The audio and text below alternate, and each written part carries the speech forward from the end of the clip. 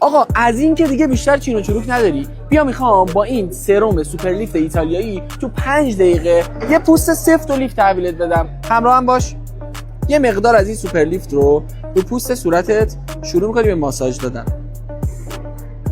هر قسمتی که چین و چروک داری و میخوای لیفت بشه رو میتونی ازش استفاده بکنی تا کامل جذب بشه.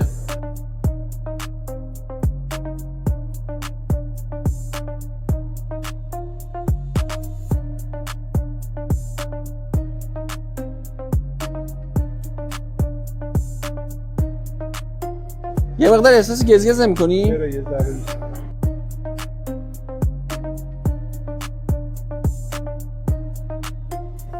یه ذره بی‌حس نشده بالای ابروت؟ چرا؟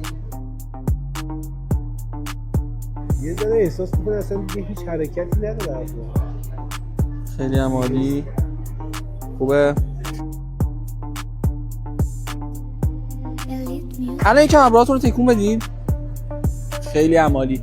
دوستان عزیز، تعداد این سوپر لیفت‌ها خیلی محدود برامون شارژ شده. اگر می‌خوای بدونی چیه و چطور میتونه بحث درمان رو برات انجام بده، کلمه لیفت رو همین پایین کامنت کن. سریع بیا دایرکت، اطلاعات کامل و دقیقش رو برات میفرستم.